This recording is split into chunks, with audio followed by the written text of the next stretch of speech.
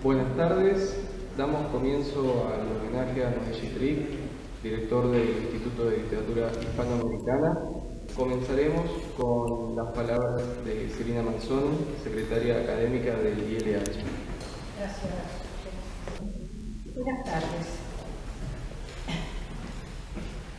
En el espacio generoso del Paco Urondo, que tantas oportunidades y a lo largo de tantos años hemos compartido con Noé, agradecemos la presencia de las queridísimos Oliverio y Magdalena, en representación también de su queridísima Tununa Mercado. También nos acompañan amigos, colegas, investigadores, discípulos y representantes de nuestra Facultad de Filosofía y Letras. Un universo que aún en su amplitud no alcanza a cubrir todo lo que significa la palabra luminosa de Noé, su humor, su activa versatilidad para resolver las tensiones de la vida académica. No podemos dejar de reconocer tampoco su generosa y entusiasta aceptación de las propuestas innovadoras que caracterizan al Instituto, que además, en los duros años de la pandemia, supo apropiarse de las oportunidades técnicas que Noé adoptó concienzudamente. Todo hay que decirlo.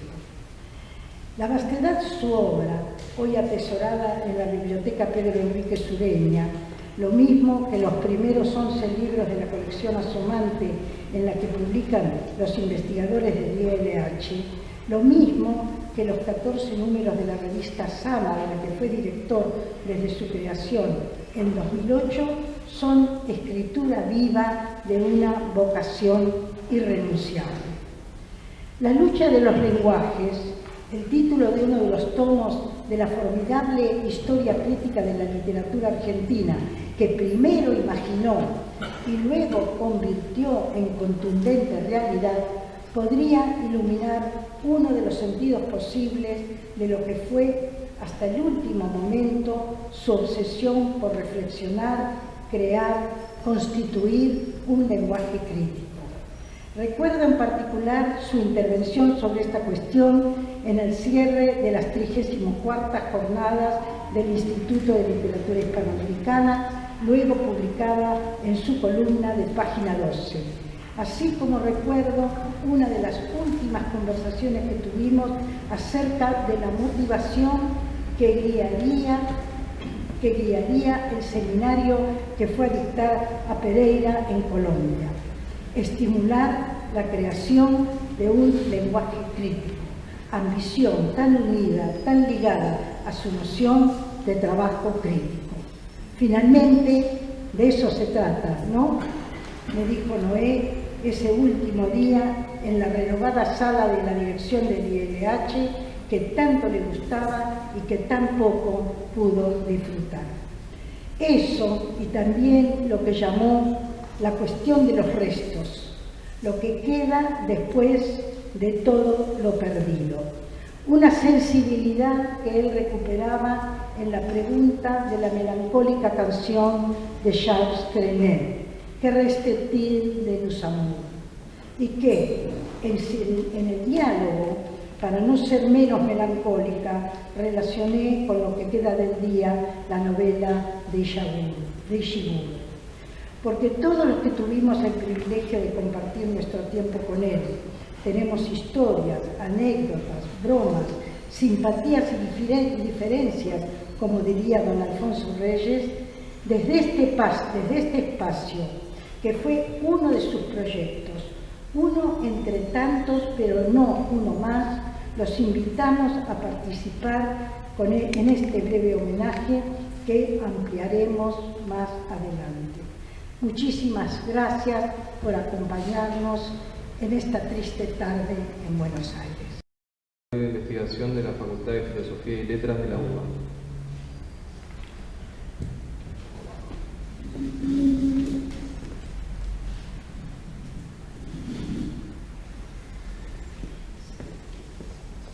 Bueno, tengo acá mi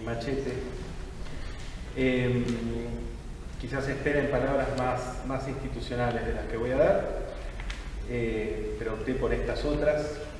Con Noé nunca lo frecuentamos, como se dice, por diversas razones banales y azarosas. Yo debo haber sido un personaje muy tangencial, podríamos decir, en su existencia, pero sé que me quería. Ahora soy secretario de investigación e iba a trabajar con él, justamente por este cargo. Nuestro último contacto, de hecho, fue un correo en el que me hablaba muy afectuosamente de proyectos que tenía en relación con el instituto, pero ya no pudimos hablar de eso en persona. No sé si les pasaba a todos por igual, pero yo tendía a dar por descontado su cuerpo, ¿sí? Su salud, la salud de su cuerpo, ¿no? Le asignaba un poco ridículamente cierta inmortalidad. Además, siempre lo vi como una fuente, en el sentido casi etimológico, como un manantial de palabras y de ideas en palabras, también diría. No había, por lo menos de todas las veces que lo escuché, una palabra decorativa, ¿no? Su fluido verbal no era como una andadura de un pensamiento, digamos, ¿no? Recuerdo una de las últimas veces que lo vi en esa dimensión maravillosa, fue justamente en un evento organizado por Adrián Amante, que está acá. Yo estaba muy cansado y tenía cierta bronca porque me costaba escuchar con atención las ponencias que tenía tanto interés en escuchar, ¿no? Y entonces lo veo a Noé, el año pasado, fresco como una lechuga, escuchándolos a todos y cada uno, hablando sobre todas las cosas, lúcido, libre y feliz.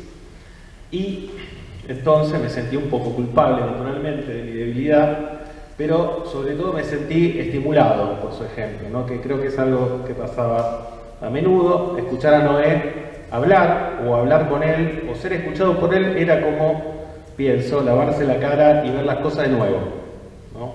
Esa fue siempre mi impresión, porque te ponía en el plano inmediatamente del pensamiento. Esa frase común que repetimos tanto en Filo hasta la impostura, la del pensamiento crítico, ¿sí? Esa frase, pensamiento crítico, se hacía carne en él. Con placer, con atención, con esa delicada autoafirmación que lo definía, Noé desplegaba críticamente el pensamiento. Nunca, como dije, nos frecuentamos, pero fue decisivo en varias escenas personales por las que estoy muy agradecido, aunque naturalmente él no lo supiera. La primera fue la que llamo la carta de recomendación. Antes de eso, él no me conocía y yo solo lo conocía, por decir así, bibliográficamente.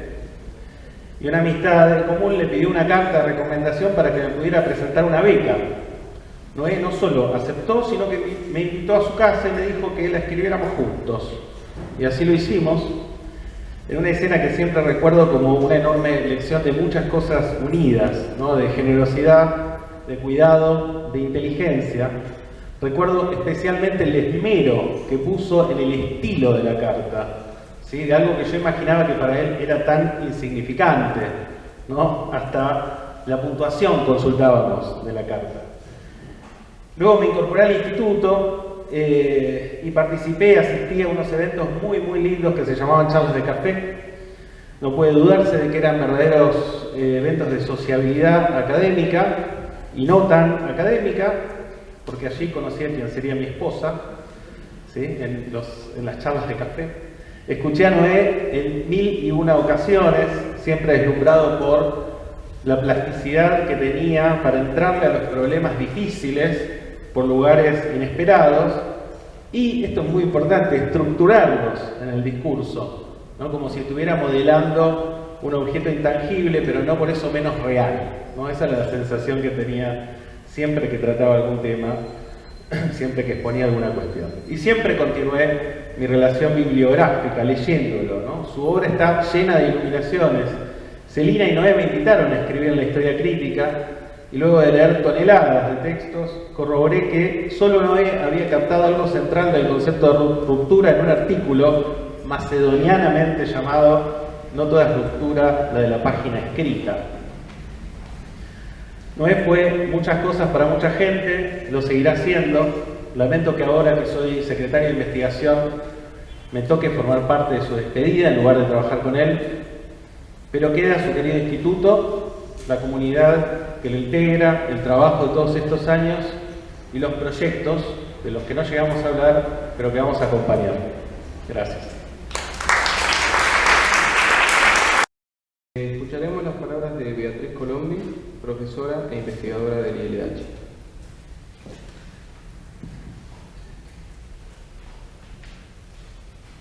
Los textos de Noé Citrig marcaron y marcarán la formación de generaciones de críticos e investigadores e investigadoras en América Latina. Cada uno transitó de la mano de sus trabajos el camino en esa selva luminosa de la literatura, como se tituló una recopilación de sus ensayos.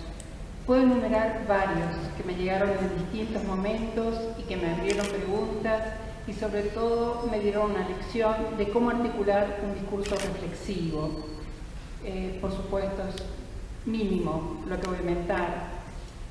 La historia de una mirada, por ejemplo, que irrumpió en la crítica renovando la lectura del momento inicial de la conquista, o su trabajo sobre el reino de este mundo, o la perifrástica productiva en 100 años de soledad, piezas que son algo más que el análisis de estos relatos, son una lección de cómo se hace la crítica, también de objetos más complejos y vastos como El mundo del 80 o Muerte y resurrección de Facundo, géneros como la novela histórica, figuras como la parodia o empresas como la historia crítica de la literatura argentina, cuya elaboración supervisó con minucia y desde luego su obra creativa en diálogo con este flujo.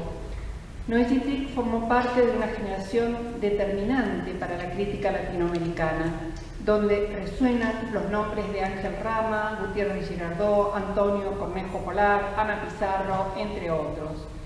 También fue un superviviente de este grupo y en su permanencia y persistencia fue el garante de una tradición que ha transmitido con creces. Desde su regreso a la Argentina del exilio mexicano y como director del Instituto de Literatura Hispanoamericana, hizo de este lugar un espacio de formación, producción y difusión ampliamente reconocido. Todos los que estuvimos a su lado desde ese momento hemos sido testigos de la vitalidad que imprimió a nuestro ámbito. Quisiera rescatar el Noé oral, cotidiano, el de la pequeña anécdota. No es frecuente encontrar la virtud de la escucha y el diálogo, pero Noé hacía de este don el componente número 1 de su mundo social. Su interés por el otro lo hacía atender de un modo particular cualquier tipo de intercambio. En los distintos espacios que tuve la oportunidad de compartir, encuentros en el instituto, congresos, jornadas de investigación, la revista Sama, la comisión de la maestría en literaturas española y latinoamericana, su actitud era siempre la misma. En el encuentro imprevisto, la mirada frontal precedía a la pregunta, atento a saber cómo marchaba todo, cómo estaba el otro, nunca indiferente, nunca en otro mundo. Hacía cuestión de establecer un vínculo directo con los más diversos interlocutores, desde los más experimentados hasta los jóvenes ingresantes en el instituto. Pocas cosas escapaban a su percepción y escucha, lo que le permitía formular en simultáneo la comprensión y el análisis. Las jornadas de investigación del instituto fueron momentos donde Noé derrochaba esta capacidad que asombraba a todos. Después de las exposiciones, armaba devoluciones donde tejía lazos, traía citas de sus lecturas, miraba el problema desde un ángulo impensado. Era copioso, a veces parco, polemizaba si era necesario, indicaba caminos, era vehemente, aunque algo fatigado en los últimos tiempos, pero jamás impasible a la palabra de los otros. Sus intervenciones, que surgían de 2 o 3 palabras anotadas en un pequeño papel que sostenía sobre la pierna cruzada, eran profundas y articuladas, como una escritura en la oralidad. También operaba, por qué no decirlo, como una suerte de oráculo que definía nuestro humor al final de las jornadas. Y aunque su palabra era siempre generosa, nunca fue concesivo. Al contrario, iba a fondo en lo débil o incompleto del argumento escuchado, lo que nos permitía asistir a una escena poco frecuente, una suerte de mayéutica haciéndose a la vista de todos. Generosidad, confianza en el otro, optimismo nato hacia las capacidades de los demás. El humor y la ironía eran constitutivos de su oralidad. Nunca una reunión sin una historia con final hilarante, lo que conforma una de esas instantáneas más perdurables de su imagen, con su sonrisa cálida de ojos entrecerrados. Esa sociabilidad letrada de la que hablamos tantas veces en nuestros trabajos, Noé la enseñaba y practicaba en cada ocasión. Creaba el clima de nuestra convivencia como grupo, previendo la continuidad de una historia de la que se sabía responsable. En las reuniones de la revista Sama solía improvisar con Jorge Monteleone charlas en Cocoliche que eran antológicas y restaban cualquier circunspección a la materia, sin por ello abandonar el hilo de lo discutido, como operando en más de un registro al mismo tiempo. Porque la línea rectora provenía de su sabiduría, del despliegue de su mundo literario, siempre apuntando tan alto y tan lejos. En las comunicaciones por mail, otra fuente para rescatar al Noé oral mezclaba lo coloquial del intercambio con ese tuyo tan arcaico y al mismo tiempo tan cariñoso con el que concluía sus mensajes. Formar parte de ese espacio donde explayaba su alto sentido del intercambio intelectual y afectivo fue, sin dudas, un envidiable e inolvidable privilegio. La tristeza que deja su ausencia tiene el consuelo de recordarlo también en esta dimensión oral, episódica e intangible. El texto que nos envió Margot Glantz de la UNAM México, leído por Carla Fumagalli.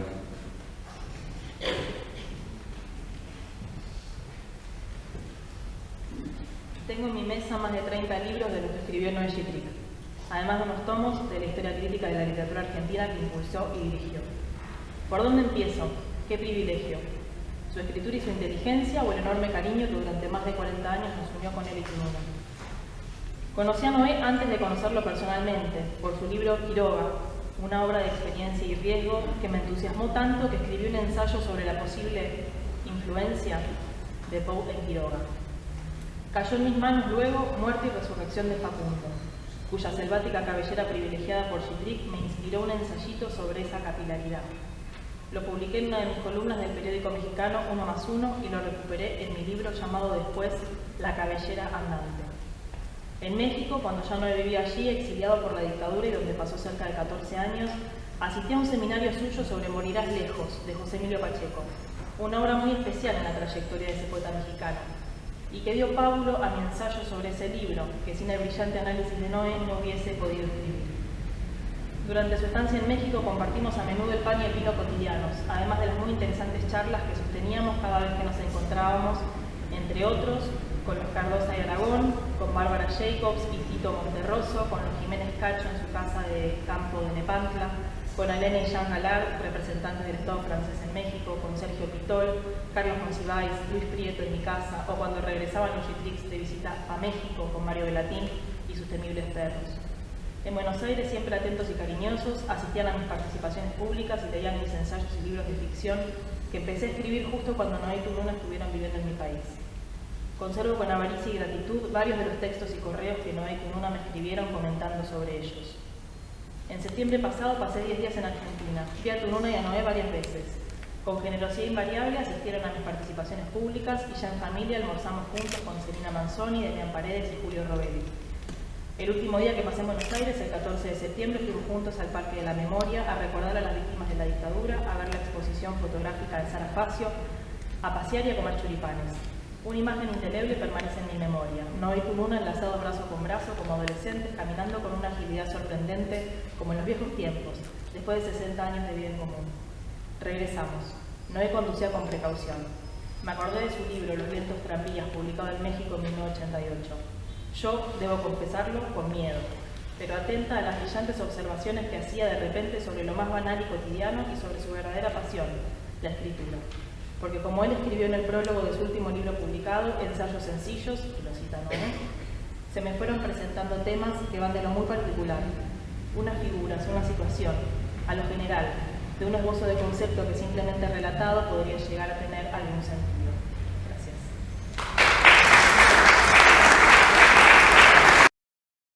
Investigador del ILH.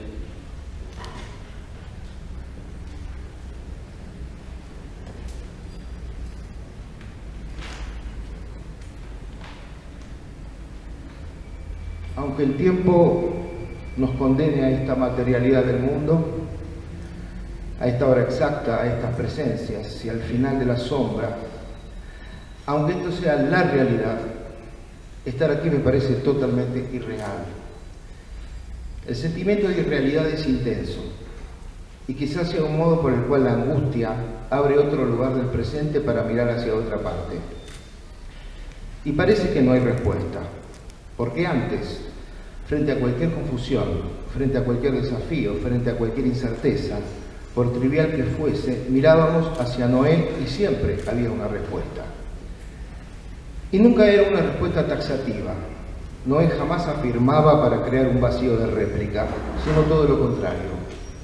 Responder era consensuar en el pensamiento, era afirmar en plural o dudar mejor, mucho mejor. Pensemos algo, decía, o se me acaba de ocurrir algo, a ver qué les parece. Y luego surgía una iluminación, un atajo, una solución, una oportunidad, o siquiera una nueva pregunta a la espera de otra respuesta, del salto cualitativo a la encrucijada.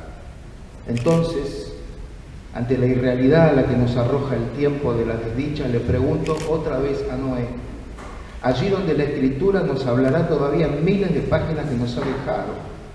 Y abro cálculo equivocado para escucharlo de nuevo, como si Noé mismo nos consolara de algún modo ahora, aquí, otra vez.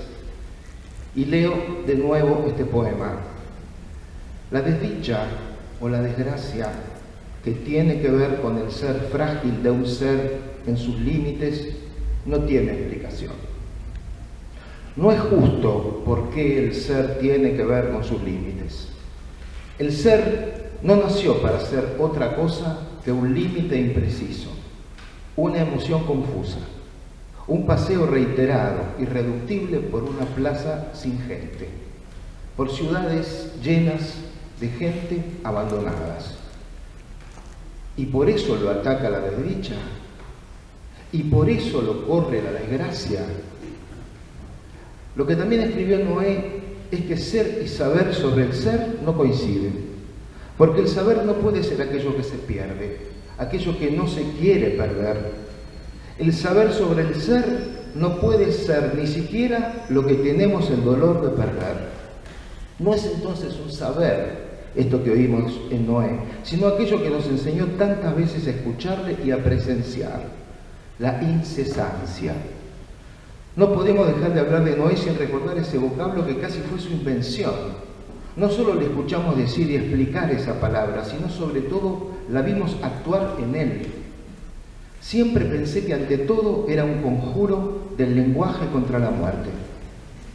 No conocí ni conoceré a nadie así, porque era verdaderamente extraordinaria, absolutamente impar su capacidad de situar la incesancia en los límites del ser bajo cualquiera de sus formas.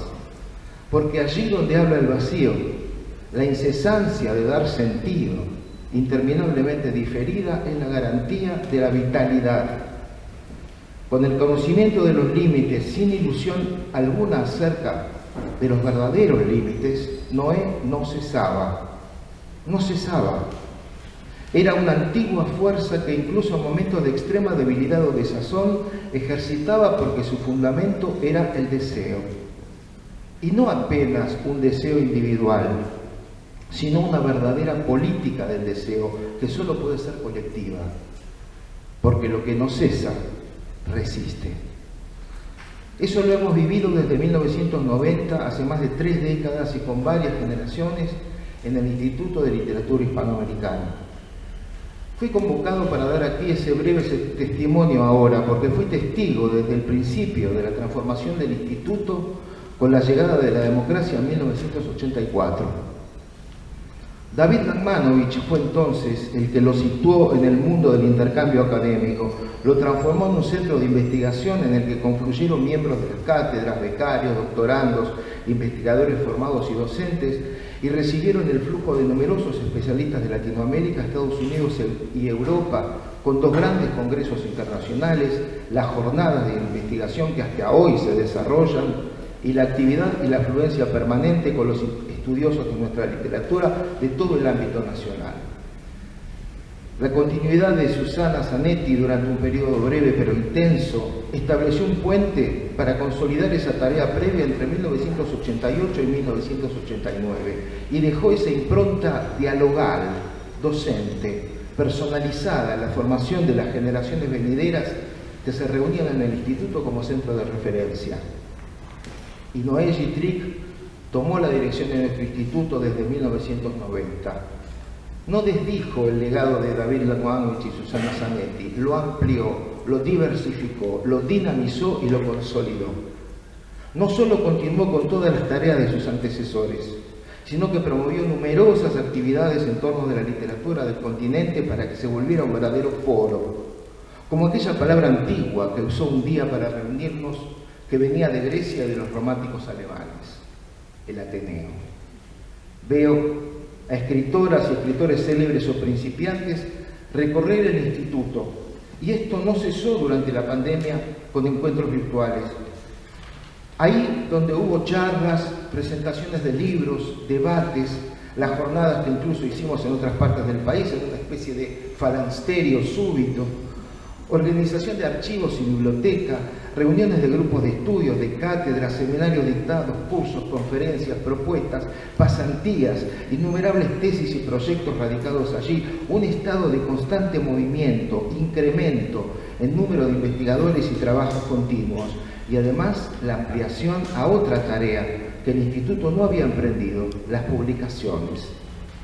La producción a lo largo del tiempo de los libros que recopilaban el contenido de las jornadas de investigación, incluyendo las discusiones, la colección asomante, la creación del boletín de reseñas bibliográficas a lo largo de más de una década y 10 números, la fundación de la revista Sama, que este año publicará su número 14, y además una gran parte de los que formamos parte del instituto fuimos convocados a la realización conjunta de la historia crítica de la literatura argentina, que se formó, como recordaba el editor Alberto Díaz, con quienes trabajamos en las universidades públicas y los institutos de investigación argentinos. Era la incesancia. En todo eso se hallaba la incesancia. En cada actividad, presente o consulto, con una atención incansable, allí estaba Noé, siempre. No solo la atención y la palabra y aquella capacidad de respuesta de la que hablé al principio, sino también el humor, la risa, la ironía y una paciencia constructora, hacedora. Parece que hablo de instituciones, pero se trata de nuevo de aquella incesancia como política del deseo. Es un acto amoroso y es un acto utópico para nuestras culturas, y es un acto fundacional, y es una herencia, y es un legado. No hablo de saber, sino de sabiduría. Lo veo con ese gesto único, inquieto, solidario, cuando todo se le encendía en la duda voluntariosa y en el azar. Si el ser mismo tiene que ver con sus límites, si estamos hechos de tiempo, y acaso la desdicha y el dolor se ensaña por eso mismo y nos corroe ahora, ¿qué hacemos, Noé? ¿Qué hacemos sin vos, Noé? No cesar, no cesar, no cesar. Gracias. De la Universidad de la República Uruguay, leído por Alejandra Torres.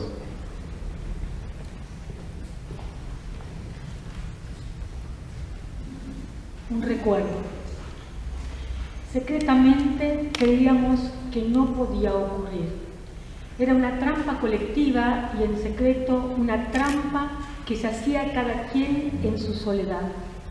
A diferencia de la copla medieval castellana que comienza: ven, muerte, tan escondida que no te sienta venir, Noé rehuía la muerte.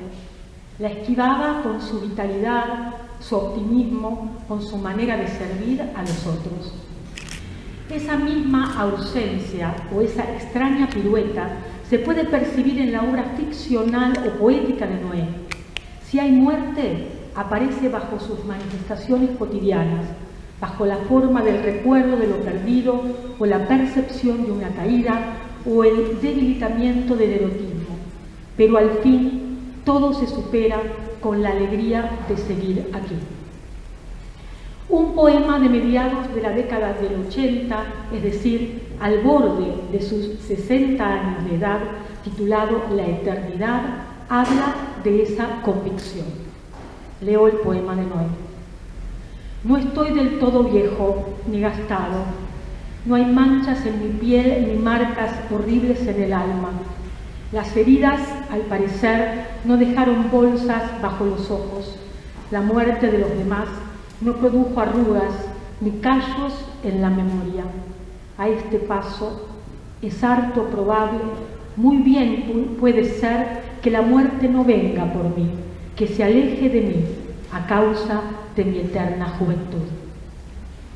Alguien impermeable a la ironía podría calificar lo predicado en este texto como un acto omnipotencia.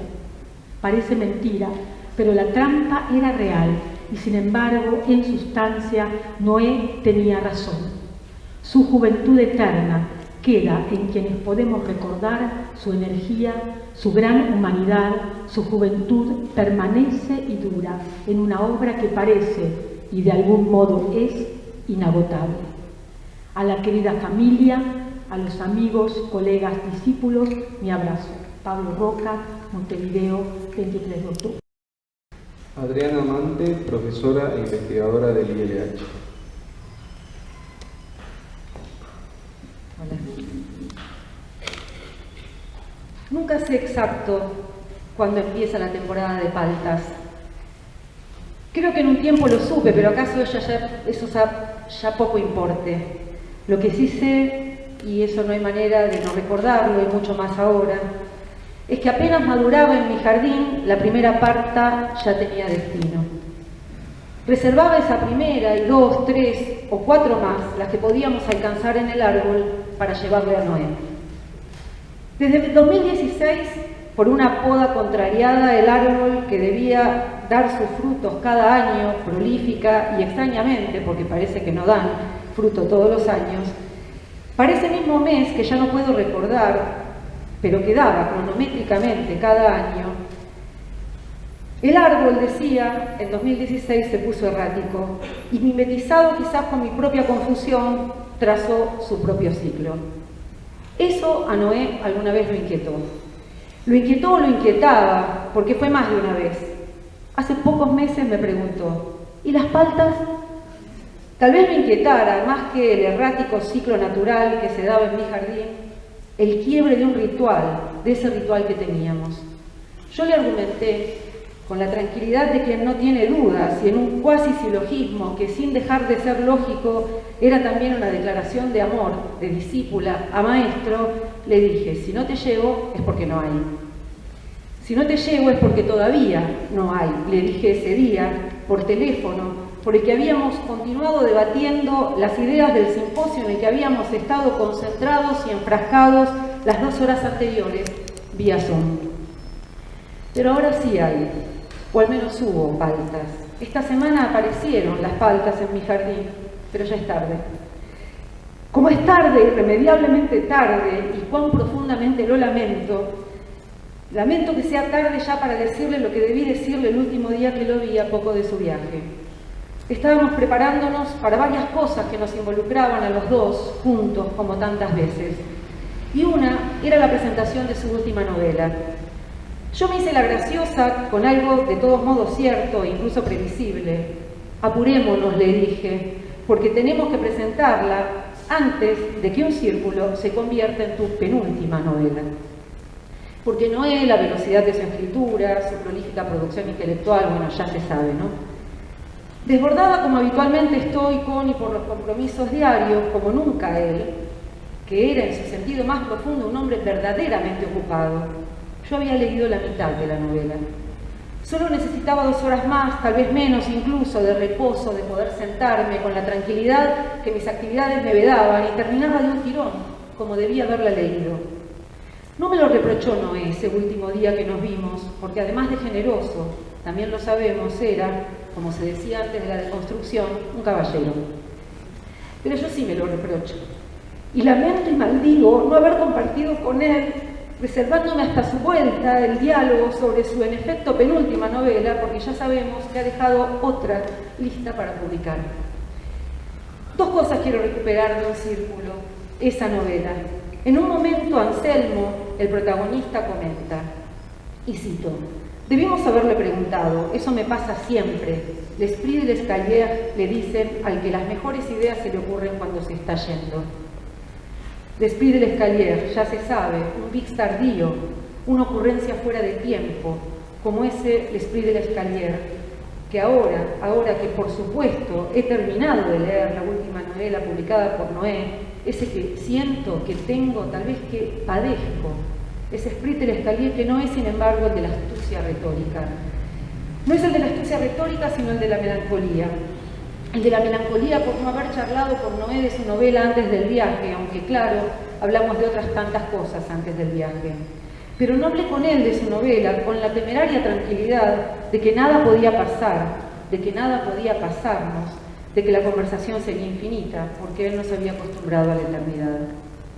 Terminé finalmente de leer la última novela de Noé en la paciente e ilusionada espera de su recuperación. Del mismo modo que había leído la primera parte, en la paciente espera de una guardia de hospital en la que yo esperaba que me atendieran por una cuestión menor. No era la primera vez, alguna vez se lo había comentado a Noé, porque su libro sobre las lecturas, Fantasmas del Saber, también lo había leído yo paciente, como si su escritura fluctuara entre el acompañamiento y el sostén en una guardia de hospital. Del hospital para el que, también vinculados como con Sarmiento, Noé y yo habíamos publicado un trabajo sobre medicina e historia. Un hospital, todo hospital, es como la lectura un espacio que cobija, que ampara, que protege. Seguramente hemos leído todos el bello libro de Derrida y de Fourmantel, pero lo que yo quiero rescatar y señalar es la condición de Noé y de su escritura como hospes. Su escritura y la lectura de sus libros como hospitalarias, reconfortantes para el que lee, pero sobre todo la escritura de Noé como hospes, no solo de la articulación de un pensamiento, sino también de la duda, como dijo Jorge. No la de la incertidumbre, sino la de la inquietud que es una forma de la indagación. Así es su prosa. Deambula por los laberintos de la indagación buscando afanosa, pero no precipitadamente, llegar a su centro, que tiene la capacidad de mutar y correrse, ese centro en el que esa indagación se mueve móvil, activa para buscarla, pero no necesariamente insatisfecha. Y esto me lleva a confirmar algo que 20 años antes que hoy, en otra presentación de un libro de Noé, pensé y dije, y me parece que sigue vigente. Dije que la escritura de Noé es una escritura que piensa, que no es lo mismo que una escritura que afirma, lo que no quiero decir que Noé no sepa de qué quiere hablar, como tampoco significa que no sepa lo que quiere decir. Lo que yo quiero decir es que la de Noé es una escritura plenamente ensayística. Y si el estilo es el hombre, Noé, el propio Noé, es un discurso que piensa. Noé mismo es un discurso que avanza, se pregunta, retrocede, vuelve a lanzarse como acometiendo, busca, encuentra y pone en duda, indaga y repite como para sacar la idea del movimiento de las palabras y de su entramado sintáctico más que de su propia mente. En el discurso de Noé, el camino del pensamiento es largo como sus periodos. El discurso de Noé conserva el tempo de la novela, y diría más de la novela de aprendizaje, del que narra muy frecuentemente en primera persona y como los jóvenes pícaros que corren el mundo, todavía sigue aprendiendo. Pero el discurso de Noé era y es también de una manera obvia, pero no de menor importancia, una novela de aprendizaje de los que lo rodeaban, lo leían y lo escuchaban. Me corrijo, de los que asistimos, lo leíamos, lo escuchábamos, lo leemos y nos formamos con Noé. No me bastarán sus libros, ya lo sé, porque me he quedado huérfana, pero creo que varios, muchos de los que estamos acá hemos quedado huérfanos para siempre de su conversación. Pero esa escritura seguirá siendo el albergue, el remanso, el reconfortante espacio de esa indagación, de una indagación que no siempre indulgente, era no obstante, como vengo diciendo, hospitalaria. Hospitalaria como cuando anfitrión bien dispuesto, junto con la adorable Tununa, te sentaba y te sentaban a su mesa después de una laboriosa mañana sarmientina para reconfortarte con un plato de sopa de palta y después, cómo no, porque Noé, generoso y múltiple, siempre se hacía tiempo para todo, pasarte además la receta traducida del francés. Sopa de palta. Pelar y aplastar la palta con un tenedor, añadir el jugo de limón y guardar. En aceite caliente, el maíz, los tomates, el ajo, el puerro y el pimiento durante 2 o 3 minutos de fuego bajo para ablandar las verduras. A la mitad de las verduras incorporarle la palta y aplastarla y procesarla hasta homogeneizar la mezcla y ponerla en una cacerola. Añadir el caldo, la leche y el resto de las legumbres y calentar a fuego bajo durante 3 o 4 minutos. Hasta aquí su receta, que es otra forma de la escritura de Noé. Esa escritura que por suerte para quienes fuimos convidados al banquete de su prodigalidad afectiva e intelectual, también nos quedará como legado, como otra forma de su vitalidad.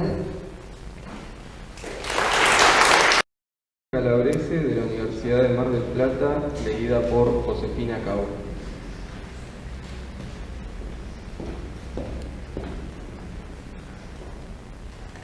Ya sabemos de la relevancia intelectual de Noé como escritor, profesor, crítico y teórico, saberes que reunió en su máxima pasión, la literatura. Pero no voy a detenerme en esos aspectos, sino en mi recuerdo personal. Trataré de esbozar, entonces, algunos momentos compartidos durante más de 20 años con la fragilidad de sentido que tienen las fotografías de un aficionado. Espero transmitirles algo al dejar fluir imágenes tan intensas en mi memoria, como por ejemplo, imaginar que si esto fuera el fragmento de una conversación con Noé, él seguramente elaboraría de inmediato una teoría. Podría ser algo sobre la mirada, la imagen, la reminiscencia y la escritura, o vaya a saber qué más, con esa característica rapidez que tenía para elevarse al pensamiento abstracto desde una circunstancia cualquiera. A principios de la década de los 90, cuando dictaba los seminarios para la maestría en Mar del Plata, Noé fue huésped en mi casa, y esa oportunidad, esa proximidad, construyó una amistad cuyas huellas son perdurables. Creo que una de las condiciones que más me seducen en una persona es el sentido del humor. A Noé le sobraba, y era un humor pleno de matices que iba desde la ironía sutil a la observación caricatural. Otros momentos menores, pero siempre vívidos, muestran el costado cotidiano de un intelectual. Compartimos el gusto por la cocina. Como disfrutaba el dulce para terminar la comida, aprobó la preparación de mis membrillos en almíbar y me cedió la difícil receta de su jalea de uvas. El relato de un crimen ocurrido en Mar del Plata fascinó a Noé, quien se apropió de la historia y escribió su novela Mares del Sur. Noé anotaba en una libretita detalles que luego transformaría, así como me transformaría en uno de los personajes en escenas que asumen, sin duda, carácter de desopilante disparate. No los sorprenderá a esta altura que Mares del Sur sea una de mis narraciones preferidas.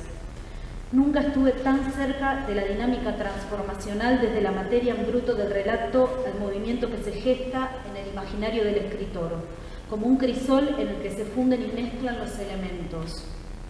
Resta decir que también fue una notable decepción lo ocurrido ahora con Noé. No hemos asistido a la decrepitud ni a la depresión que acompaña a la vejez. No hemos visto la declinación de su brillante intelecto, solo conoció la plenitud.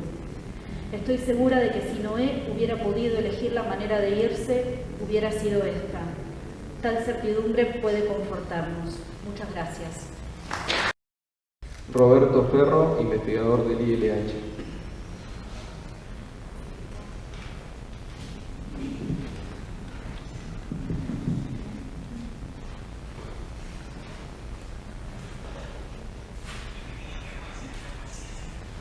Con Noé, a lo largo de los años, fuimos urdiendo múltiples redes de relaciones.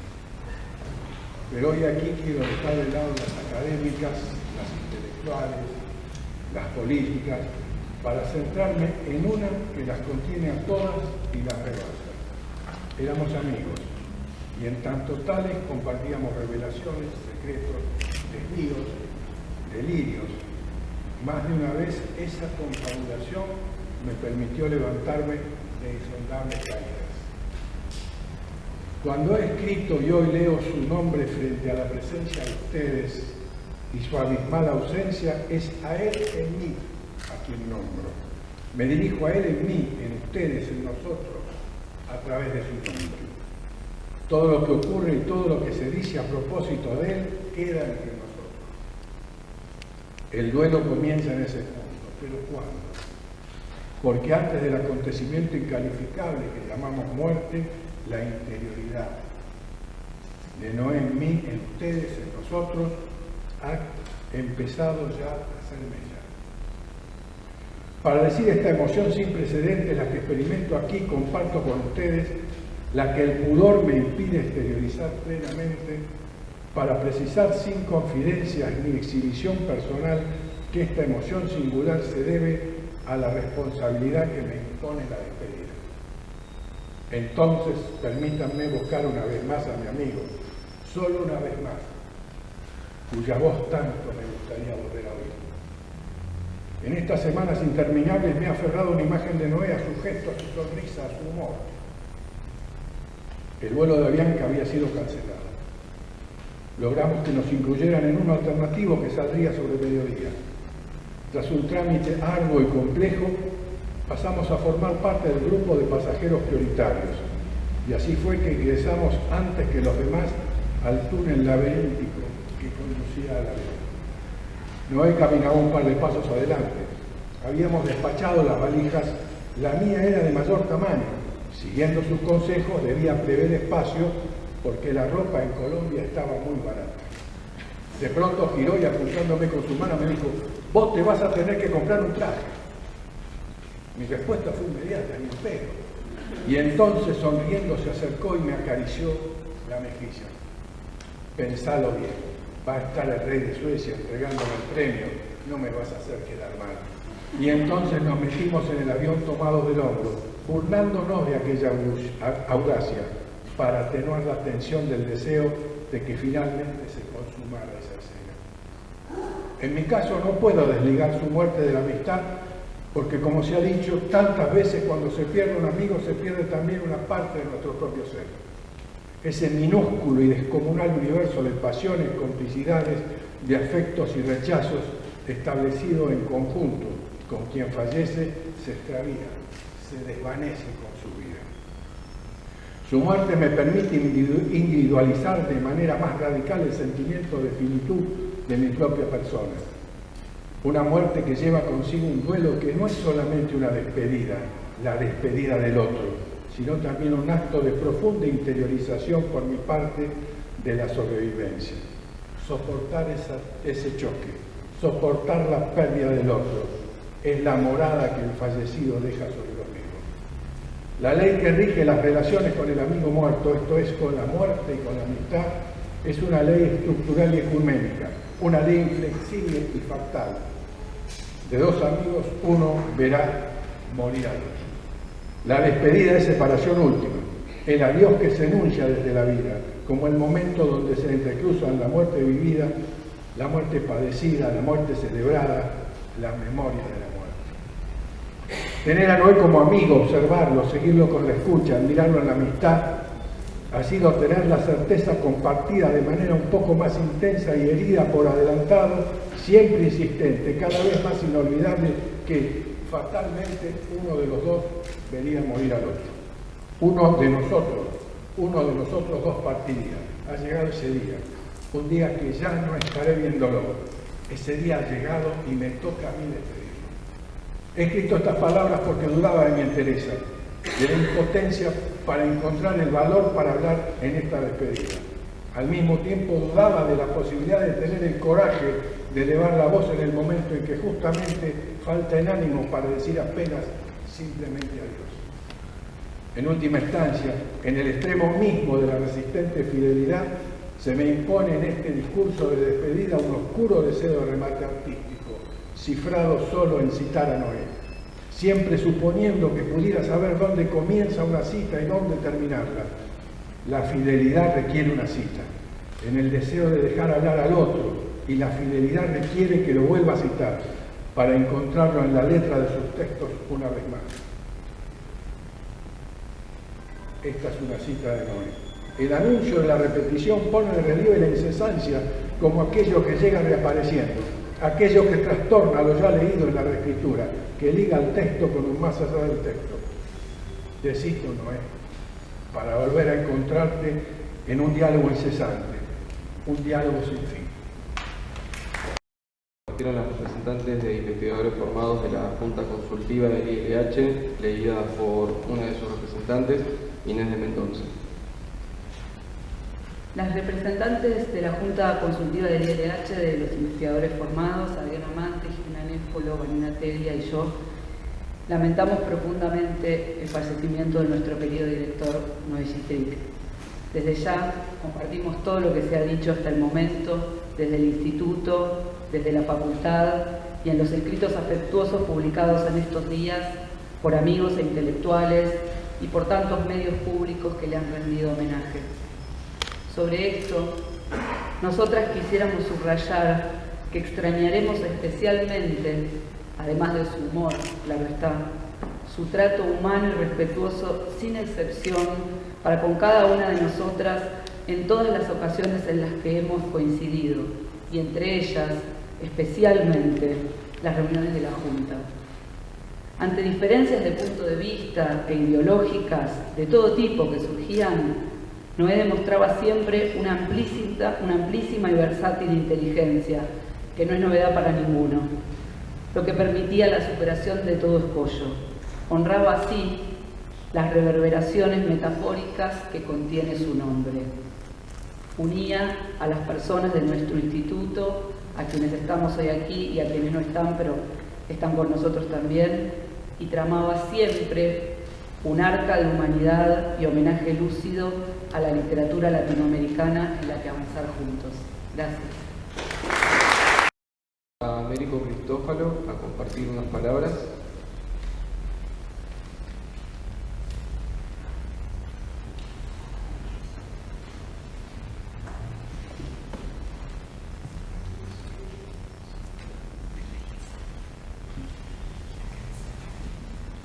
Bueno,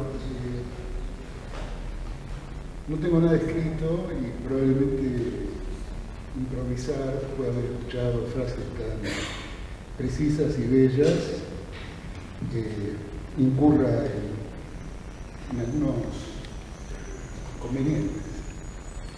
Entonces voy a referirme a dos o tres cosas muy seguras acerca de Noé. La primera es un acto que hicimos hace menos de un año en el edificio, en el patio del edificio nuevo de la Facultad de Filosofía y Letras. Estoy y seguiré estando muy feliz, muy honrado y muy alegre por haber tenido alguna responsabilidad en ese acto, alguna implicancia. Fue una trama muy rara la que se presentó entre Noé y nosotros para ese acto, que era el acto en el que Noé se iba a convertir doctor honoris causa de esta facultad, que obviamente, digamos, no precisaba, no requería, no necesitaba ningún título, eso está clarísimo.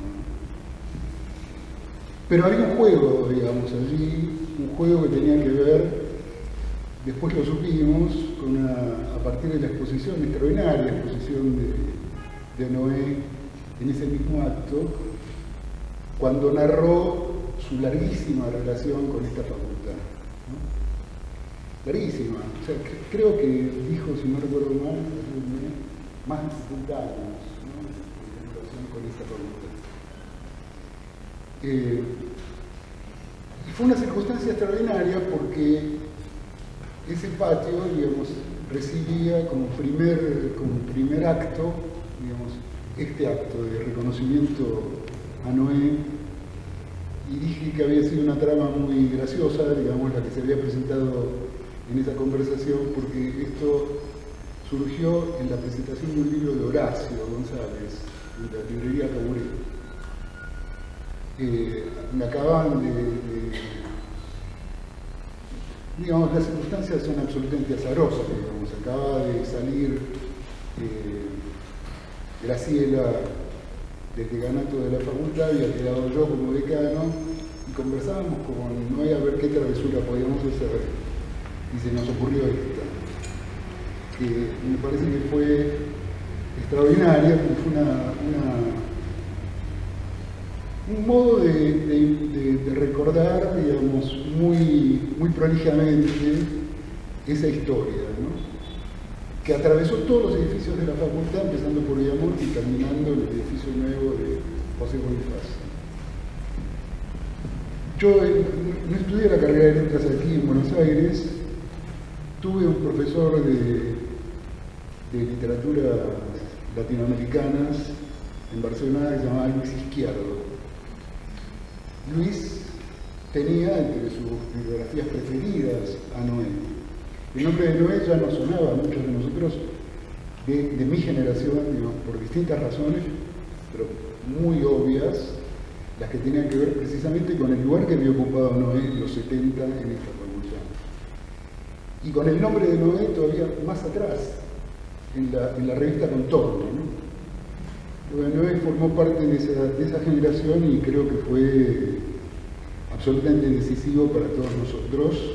Esa generación, la figura de Noé en la facultad y, bueno, la figura de Noé para todos nosotros creo que fue siempre y va a seguir siendo una figura irreemplazable.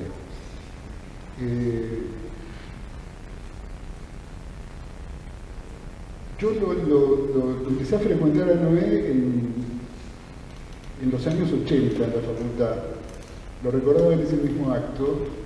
Y una circunstancia también muy notable, que fueron las huelgas docentes del periodo de gobierno de Alfonsín. Fueron unas huelgas muy potentes y que llevaron mucho tiempo. Y Noé venía religiosamente a todas las asambleas y discutía con todos nosotros, que estábamos ahí jóvenes profesores. Y su presencia siempre era, como se dijo ya aquí, digamos, una iluminación para todos. Y después, el segundo momento que recuerdo muy intensamente con él es que fue jurado de mi concurso de literatura del siglo XIX. Y que contra todos los pronósticos, digamos, sobre todo cuando uno es bastante tierno en esas cosas, no fue el jurado en el que estaba también Lakmanovich, no fue un jurado académico en sentido propio, ¿no? Me parece que Noé ahí otra vez, como creo que también en las mesas de exámenes, en todas las ocasiones que se le presentaban, Noé se regía por el estatuto de la conversación, ¿no? Fue un concurso muy conversado. Sí, lo agradezco todavía y creo que esa es una de las grandes enseñanzas, ¿no? Creo que por ahí decían que digamos, la inteligencia de Noé era ensayística, ¿no? Uno podría decir también conversacional. y era conversacional, como también se evocó aquí. Y siempre el remate del humor, ¿no? Como también ya se dijo aquí. No tengo mucho más para agregar que esto que estoy diciendo. No traje nada preparado, así que les agradezco muchísimo y bueno, nada, nos seguiremos encontrando. Mario Golobó, de la Universidad Nacional de La Plata.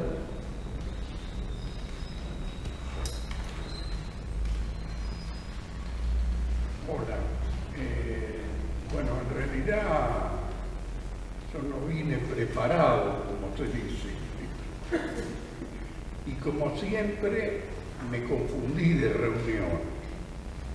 Pensé que era una reunión de amigos, donde cada uno iba a decir espontáneamente lo que se le ocurriera, como las que organizaba el propio Noé. Recuerdo que en el 2005, cuando falleció Juan Isaer, Noé nos convocó así a los amigos acá en el instituto, y algunos están presentes hoy, inclusive, y charlamos un rato del amigo que había partido, y fue una despedida así amistosa y poco solemne. Y me parece muy buena la idea que han tenido Celina Manzoni y Roberto Ferro y demás compañeros y colaboradores del instituto de organizar esta reunión entre amigos para evocar cada uno a Noé. En realidad, en estas ocasiones tan únicas, ante gente tan única como Noé, uno encuentra que es infinito lo que podría decir y lo que va a decir en lo que le queda de vida propia de esa inmensidad. Y simultáneamente que es muy poco lo que se puede decir de significativo que no se haya dicho ya. Pero si hubiera que elegir una sola impresión que tuve siempre de Noé, entre tantísimas otras, es que era un hombre que no cesaba de pensar. Pensaba constantemente, yo conviví con él en muchas ocasiones, se levantaba pensando, se acostaba pensando. Yo tengo la impresión de que dormía pensando y de que soñaba pensando. Si bien me contó algunos sueños que son como los de todos. Y bueno, y el consuelo de creer que a lo mejor sigue pensando. Y que es posible que siga pensando, creo en esa energía que no se ve, no se toca, pero se transmite, y es posible que, casi seguro, que él la poseía. En fin,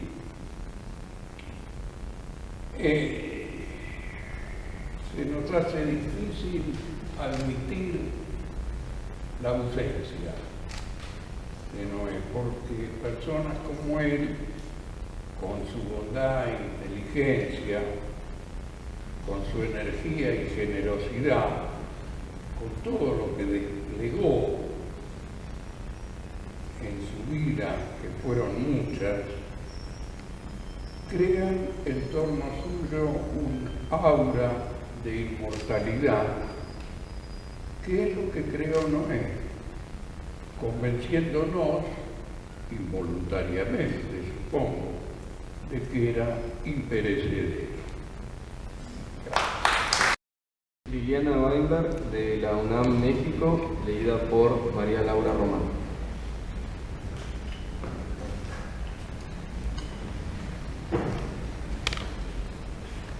Amigas y amigos, Noé Gittrick no se alejó nunca de México. Muy por el contrario, en los últimos años su presencia aquí se fue haciendo cada vez más fuerte. Por una parte, la enorme red de amigas y amigos que seguíamos unidos con enorme afecto a Tununa y a él, y con quienes, a partir de la noticia de su accidente, comenzamos a intercambiar novedades y reflexiones, angustiados ante la evolución de su estado de salud. Con ellos fuimos compartiendo además, a través de distintos canales, evocaciones de su vida y de su obra. Me reencontré también con Noé a través de su participación como académico correspondiente de la Academia Mexicana de la Lengua, que le otorgó el Premio Internacional de Ensayo Pedro Enríquez Ureña y publicó una valiosa muestra de sus aportes en el campo.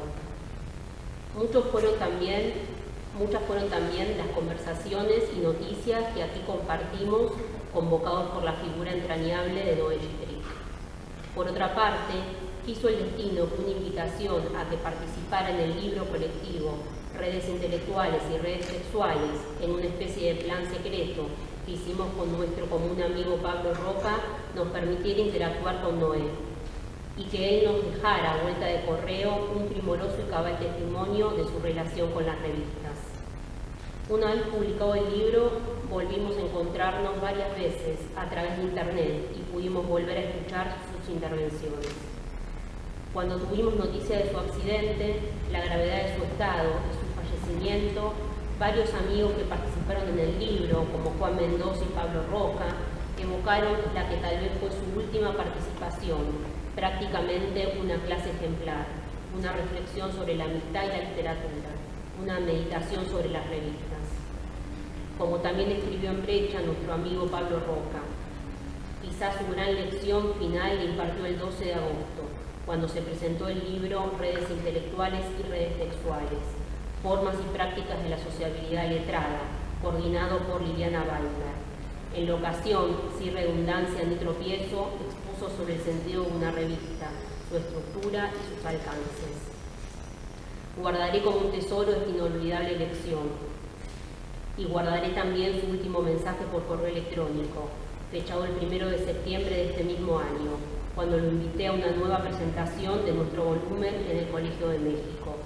Querida Liliana, lamentablemente estaré fuera de bailes en esa fecha, lo que no impide que me alegre por cómo va abriéndose paso el libro. Besos y que todo salga bien. Tuyo, Noé.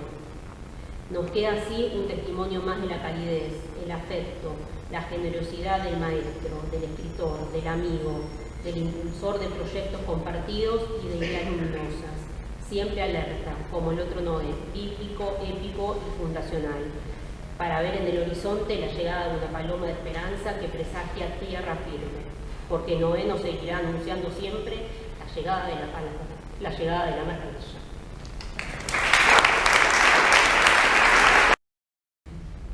Alberto Díaz, editor de la Historia Crítica de la Literatura Argentina.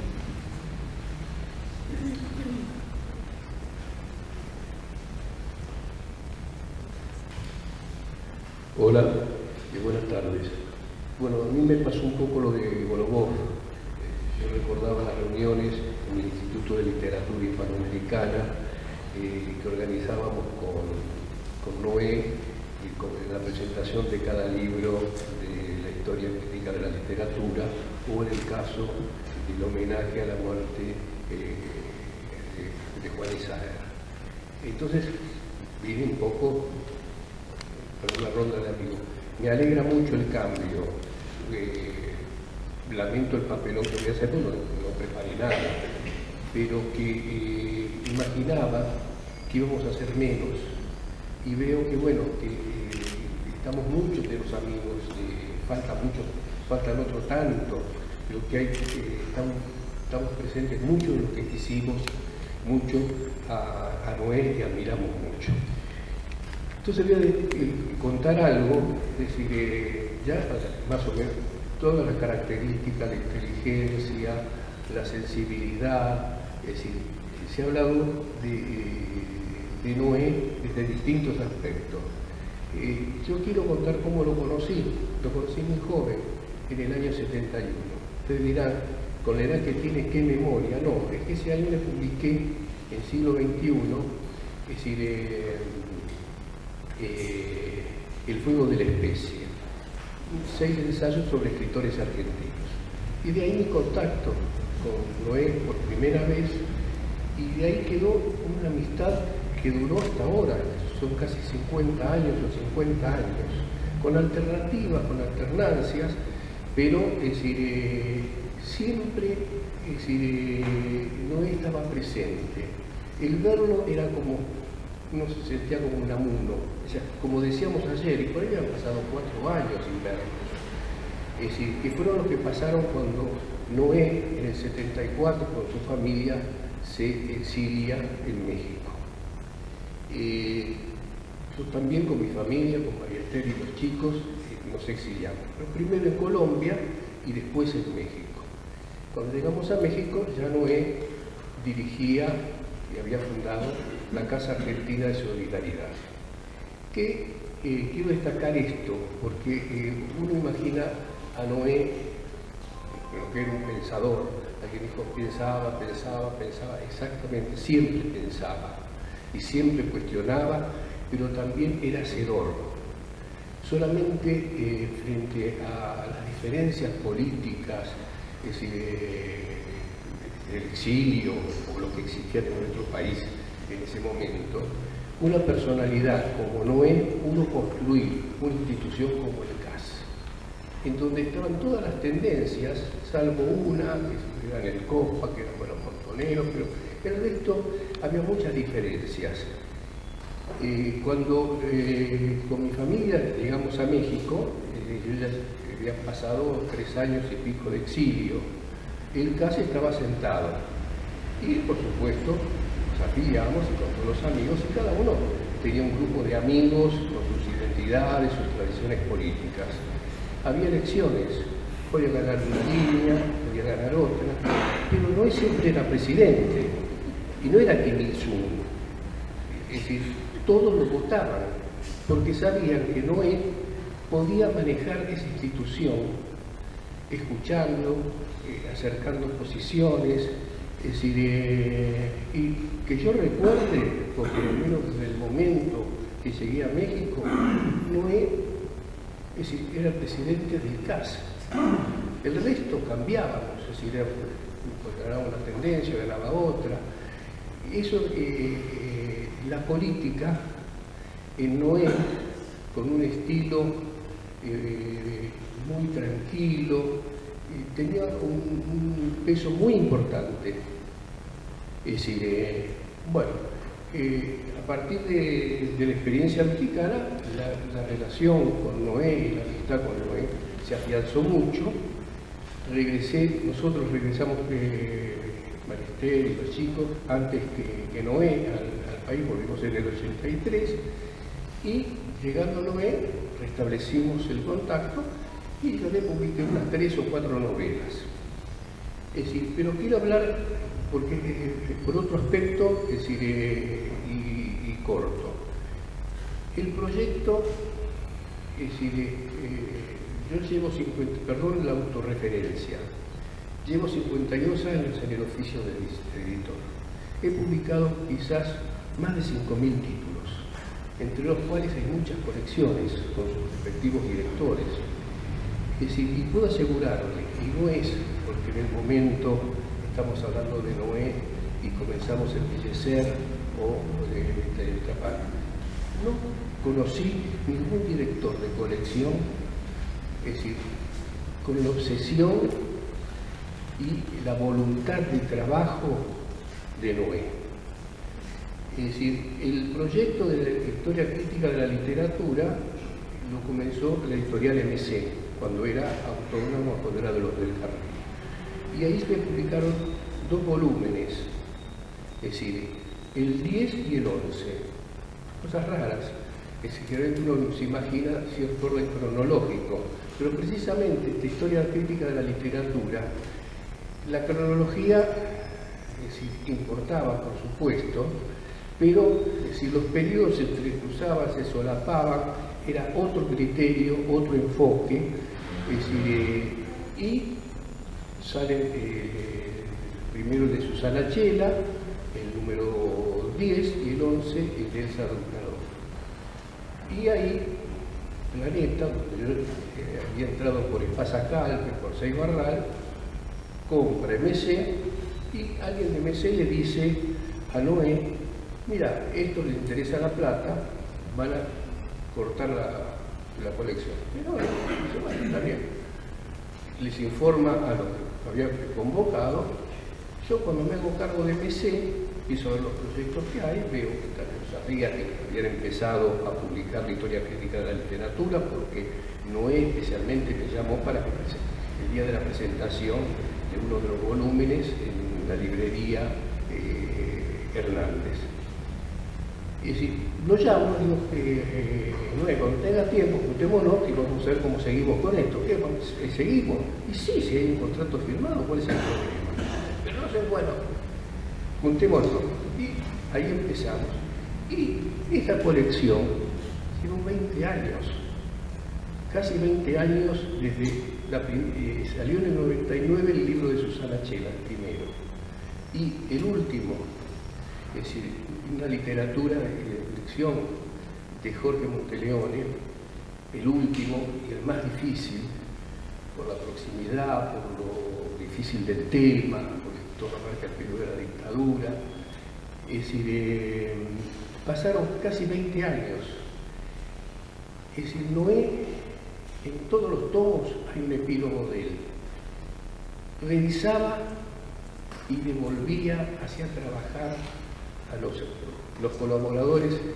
Es decir, llegó a dirigir un equipo que pasó por la colección esta, más de 300 colaboradores y colaboradoras, investigadores, gente del CONICET, de universidades de la UBA, de la de Rosario, de La Plata, es decir, lo mejor. Y lo sorprendente es que un equipo tan visible, independientemente de los 12 directores de cada volumen, que estaban más imbuidos y tenían más contacto con cómo se logra que 300 personas, es decir, con distintos orígenes, distintas especialidades, es decir, cuando uno lee la historia de crítica de la literatura, hay una unidad de concepción.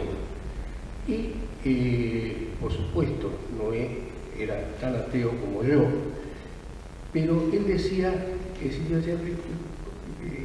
qué difícil es tu trabajo. Es decir, porque yo le iba a decir, no, es decir, macedonio no me gusta, perdón, Ferrer, es decir, me encanta Macedonia.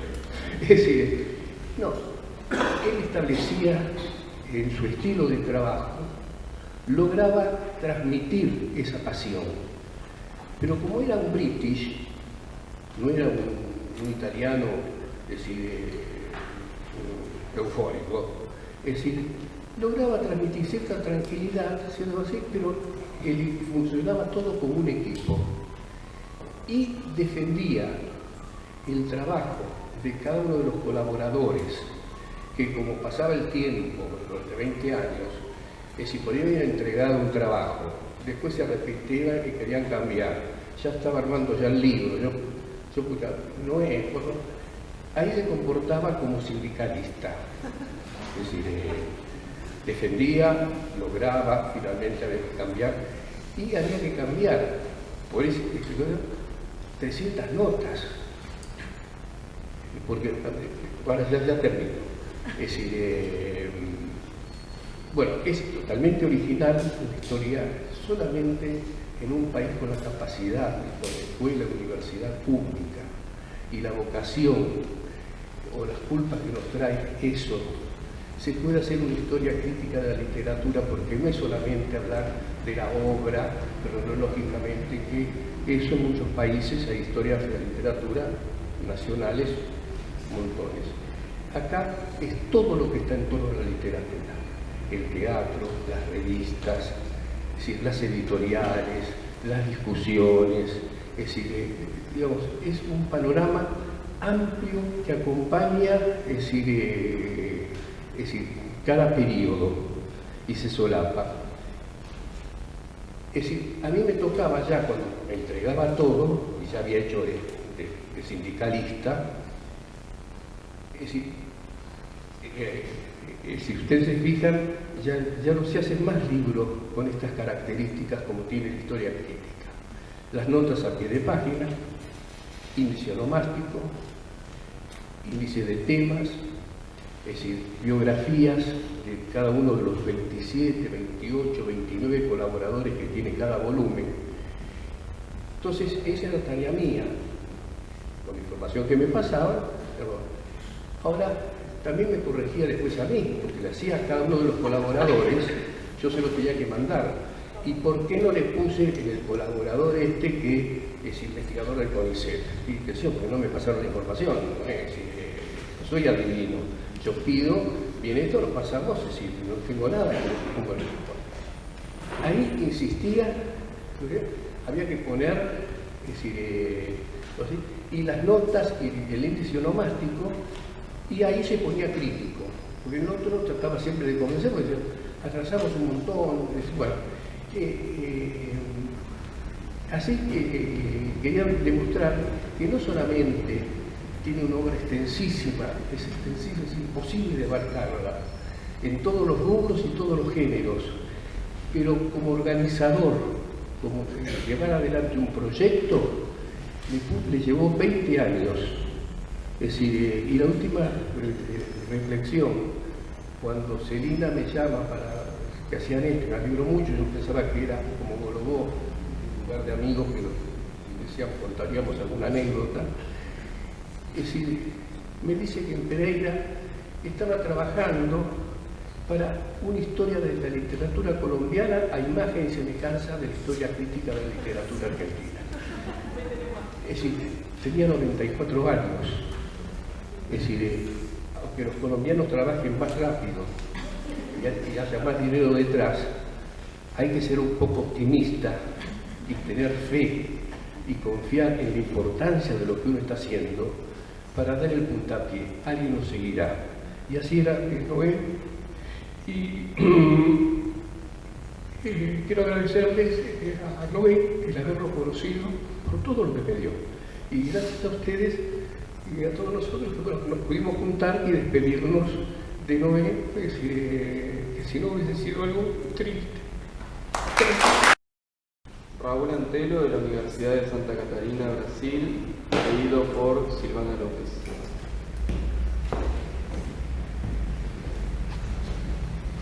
El sueño de uno es parte de la memoria de todos. En 2009 tuve la alegría de celebrar en Santa Catarina la obra de Noé Gittrich en vida y en presencia. Reconocía en sus primeros escritos la alternativa entre historia y genealogía, Hegel o Spinoza, que Pierre Mayeret había pioneramente señalado. Esa alternativa es la fórmula de la identidad, pero es también la de la equivalencia entre dos términos, cuyo sentido último se encuentra a medio camino en la intersección de ambos dominios intelectuales, como una verdad suspendida, aunque captada entre la continuidad, la contestación y el conflicto, y cuya relevancia no dispone de la contundencia de una tesis, sino diseña el movimiento de una figura, de un argumento que estimule la diferencia y el debate. En un ensayo de los 70, donde en detrimento de Borges revelaba su gesto de centralizar la figura de Macedonio, Noé Gittrich nos decía que un relato es una totalidad que al producirse ha producido una significación eventualmente perceptible, deseablemente captable o reconocible en la totalidad. Igualmente, cada elemento, cuya transformación es el fundamento de la constitución de la totalidad, prepara en su propio nivel la misma significación. En la medida en que los elementos no sean vistos como partes de un todo, sino como necesarias especificaciones del todo o como momentos de la formación del todo, Cada uno de ellos retendrá constitutivamente las significaciones de la totalidad.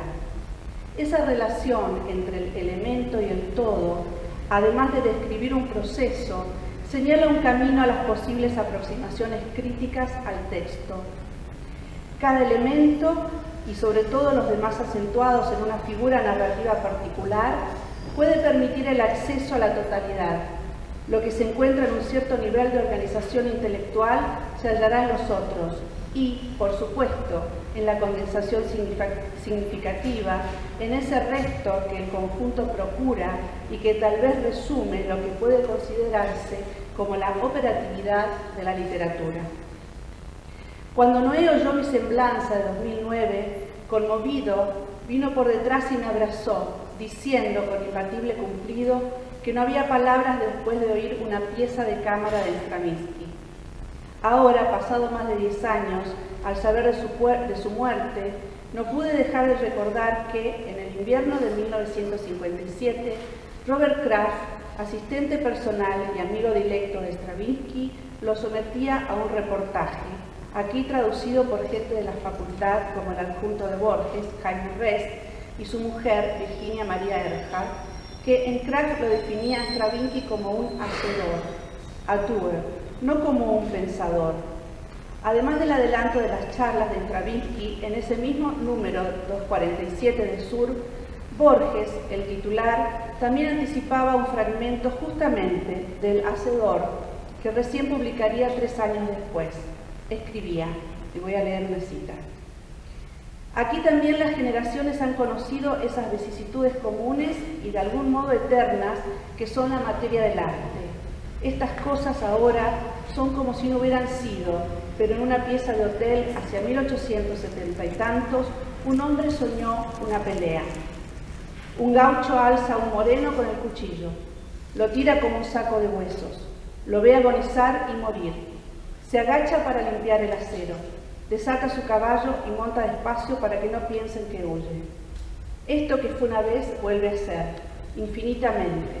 Los visibles ejércitos se fueron y queda un pobre duelo a cuchillo. El sueño de uno es parte de la memoria de todos. Raúl Antelo, Isla de Santa Catarina, 22 de octubre de 2022. La Universidad Tecnológica de Pereira, Colombia, leído por Juan Pablo Lupi. Buenas tardes. La segunda patria del adiós. Noé Gitrig estuvo tempranamente condenado, un tanto en la esfera de lo simbólico, a una segunda patria itinerante, por razones políticas en primer lugar, por motivos laborales y familiares en segundo, y por vocación intelectual en sus últimos años. Fue muy largo su periplo vital, como extensa su obra literaria, de modo que voy solo a referirme a lo último, porque me siento concernido y comprometido. Tuve la suerte de ser su amigo y haberlo invitado en varias ocasiones a Colombia y específicamente a Pereira. Aquí disfrutamos a plenitud de su compañía en este lugar perdido en el mapa del mundo. Y tuve la alegría, si así pudiera llamarse a esta tragedia, de promover su última visita a esta ciudad y de acompañarlo la noche postrera de su vida, cuando se despidió sin decirnos adiós. Durante muchos años y en diferentes periodos, casi como un militante de la esperanza de un futuro mejor, Noé fue el mentor, gran profesor, cómplice, consejero, crítico e intelectual solidario con nuestros posgrados en literatura en la Universidad Tecnológica de Pereira. Nacimos y crecimos como el primer programa de posgrado con acreditación de alta calidad de nuestra universidad, gracias al protectorado académico, el prestigio y la infinita solidaridad de nuestro amigo Noé. Somos sus hijos literarios y sus amigos de tertulia, de modo que ahora solo nos queda guardar por él un lugar amoroso en nuestro corazón y seguir recibiendo el alimento de su infinita sabiduría, es decir, leyendo sus textos, soñando sus sueños, tratando de entender su a veces enrevesada jeringosa estructuralista, disfrutando de su ingenio crítico y de sus propuestas teóricas o asombrándonos por la grandiosidad que él hallaba en las cosas elementales de la vida. Solía compartir con asombro sus descubrimientos rigurosos frente a los escritores de su país en toda su historia, mientras navegaba por esos ríos amables y graciosos de su narrativa de ficción o de sus ingeniosos sonetos que nos compartió por varios años con factura única. Porque fue infinita su curiosidad intelectual, su entrega a las letras, su prodigiosa jovialidad, de tal modo que tener a Noé con nosotros en Pereira siempre era una fiesta de la fraternidad y la inteligencia. César Valencia Solanilla, Pereira, 24 de octubre de 2022. Invitamos a Luisa Valenzuela a compartir unas palabras, escritora y presidenta emérita del PEN Club.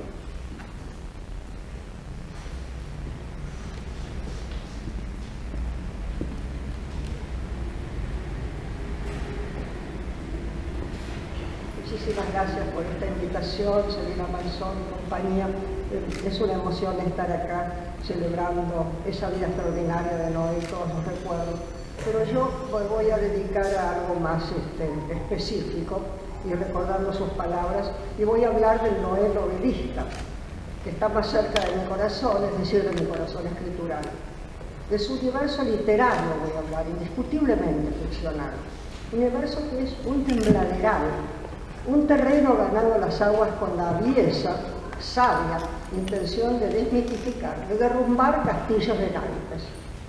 Porque de eso se trata la ficción, pero son castillos, y quienes nos adentramos en la lectura los recordamos con prisión y nos solazamos con la fuerza que van cobrando los diversos develamientos en la literatura de Noé Gittrick. ¿Qué importa la realidad o no de los personajes cuando los leemos acompañados de infinito goce? ¿Qué es la realidad al fin y al cabo? Eso mismo indagan indirectamente las novelas de Noé, y allí radica su enorme mérito, su absoluta originalidad. Son novelas en todo su esplendor, ajenas a la brillante actividad crítica de su autor, tan segura de sí misma. Y son novelas brillantes de suyo, algo inusitado en un crítico, porque como bien dijo en un poema satírico nuestro recordado Leopoldo Brizuela, refiriéndose a que todo crítico estrella cree que escribir ficción es soplar y hacer botella, y cierra así: no es lo mismo hacer la torta que saberse la receta, dijo Leopoldo Brizuela. Bueno, no es el caso de Noé. Él posiblemente se sabía la receta, pero la dejaba de lado cuando hacía la torta, es decir, que escribía una novela. Mi personal deslumbramiento con la obra ficcional de Noé comenzó en el 97 con la novela Mares del Sur, en la cual la trama policial y la experiencia traumática de los años de la más feroz dictadura cívico-militar tienen como telón de fondo a la ciudad de Mar del Plata, con sus mesas de juego como un símbolo del riesgo de la literatura y en la vida. Me atrajo sobre todo su protagonista, el inspector Malerba, el personaje que llegamos a querer, quizás hasta sufrir y temer con él, a pesar de que a cada rato el omnipresente autor nos repite que se trata de un ser de papel producto de su imaginación. Y entonces creemos sin creer, o viceversa, y el contexto político de trasfondo se nos viene encima, con una realidad que la ficción enaltece. La pluma de Noé no se cansó de explorar zonas fascinantes de ambigüedad. Te lo doy y te lo quito, permitiéndote así ver el reflejo de las cosas y los seres, su secreta reverberación. O, para citar a Baudrillard, la transparencia del mar que trasluce tras todo ser sólido, aunque sea de apariencia. Tal cual los eventos y los personajes de nuestro tan querido Noé Gittrick, protagonista de atrapantes aventuras que están hechos del material con que están hechos los sueños.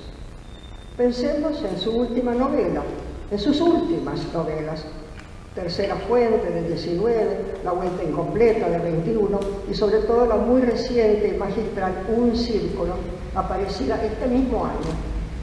Los títulos ya nos dicen mucho. Me centro, y valga la redundancia, en un círculo, sin por eso pretender completarlo. Resumo.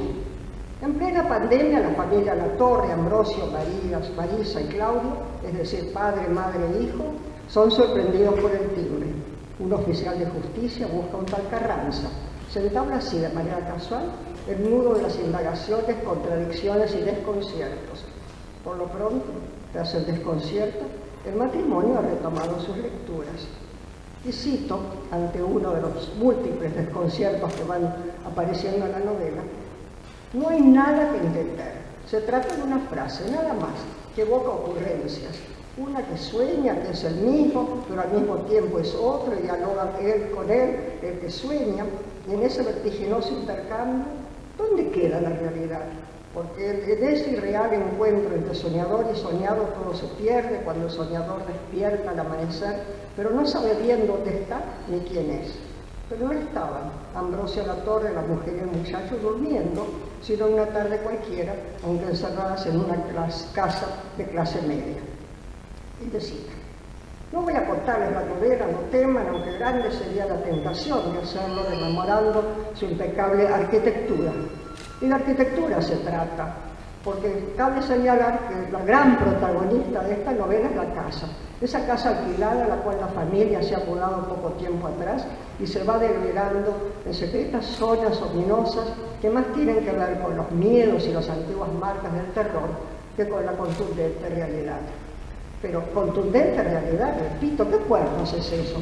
A cada página nos tira esa pregunta a la cara, entre fantasmas, sueños y constantes necesidades de contar el horror por el cual habremos de transitar de manera oblicua, casi casual y por eso mismo mucho más intimidante. Pero no olvidar el título de la novela, Un círculo, novela que empieza así. Suena el timbre, inesperadamente en una casa en la que no se espera a nadie, no a nada, que no es lo mismo. Siempre algo puede llegar y alterar el ritmo de una vida que tiene curso en un interior que desde afuera es impenetrable. Ahora, desde dentro, es otra cosa. Muchas gracias. Para realizar el homenaje, invitamos a escuchar las palabras de la familia Yetrik.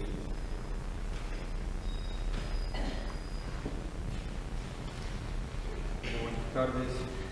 Quiero agradecer de todo corazón al Instituto de Literatura Hispanoamericana, la iniciativa y organización de este homenaje, de parte nuestra, de mi madre y de mi hermana, en particular a Guillermo Vitali, Adriana Mante y Selina Manzoni, quienes constituyeron el núcleo organizativo. No olvidaremos todo el afecto recibido por la comunidad del instituto y, en general, por buena parte de la larga colección de amigos, editores, alumnos y colegas.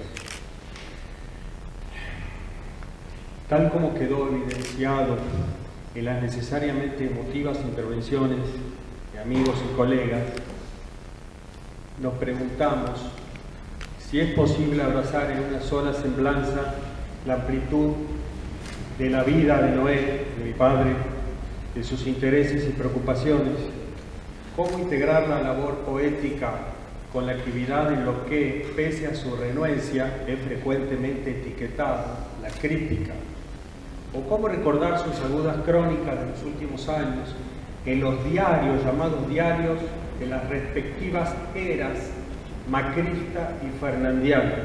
Nos divertimos mucho con eso.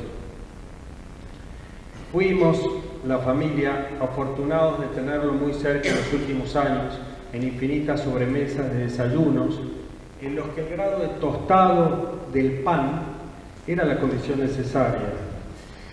La pandemia hizo lo suyo para multiplicar y hacer cotidianas digresiones e iniciar conversaciones que solían iniciarse con alguna pregunta necia y mía probablemente, tal como ¿es Reyes el más grande? O con la comparación de la vida literaria y cultural de Jalapa, Montevideo y La Habana, por elegir algo. Algún acceso de furia de mi parte por las canalladas nacionales imperantes podía generar en mi padre un análisis más atemperado y la posibilidad de un artículo que se largaba a teclear con el último mate cocido. Siempre crítico, advertía sobre modas y taras culturales que se toman como hechos consumados en una sociedad cada vez más licuada. El ILH fue uno de sus grandes amores. ¿Qué les digo a ustedes? Un amor nunca diluido por aquel destinado a tantas otras instituciones en las que creció, se formó, dejó enseñanza y creció como pensador. Entre ellas, la Facultad de Filosofía y Letras de la UBA, la Universidad de Puebla, que lo doctoró por primera vez, la Universidad de Córdoba o la Universidad de México. México es un tema aparte que creo que Alberto Díaz describió con justeza. Justo en relación a México, ayer recibí la llamada de Gonzalo Celorio, colega y amigo, y le pareció buena idea que leyera fragmentos de un texto que acababa de terminar, aún por publicarse. Cito a Gonzalo: para mi sorpresa, Noé estuvo feliz con los discos que se fueron alternando en mi aparato de sonido, uno tras otro, sin dejar ni un resquicio por el cual pudiera colarse el silencio. Y es que si algo caracteriza a Noé es su pasión por el análisis del discurso, aunada a su enorme y obsesiva capacidad de teorizar. Noé recuerda en la nopalera esa fiesta y las que se sucedieron de esta manera. Esto debe haber sucedido en el año 80, pero bueno, creo que pinta una época de Noé. La casa tenía un gran patio con muchas plantas y las habitaciones encadenadas albergaban biblioteca, escritorio y recepción, donde se celebraban reuniones o fiestas en las que Gonzalo introducía a sus siempre variados invitados a las seducciones de la música caribeña.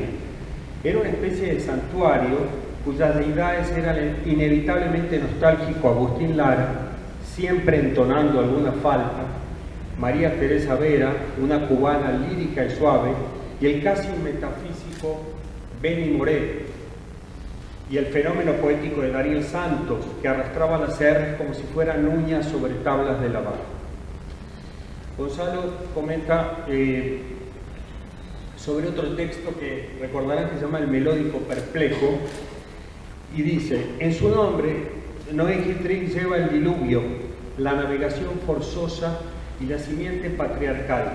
Superviviente de catástrofes, Noé Gitrig es un exiliado y es un fundador. Metió en su arca a las bestias de la tierra y a las aves del cielo, sus recuerdos más apasionados y sus más verdes esperanzas.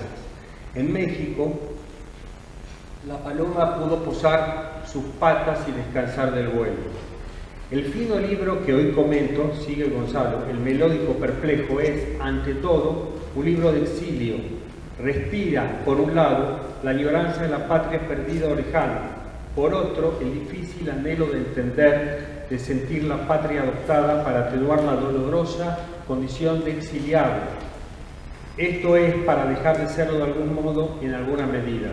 Así, su escritura oscila constantemente entre la memoria y la sorpresa, entre lejana Buenos Aires, qué linda que has de estar, y el proceloso mar petrificado del Chicle, entre Carlos Gardel y el Huapango potosino, entre unos y otros hemisferios del mismo continente.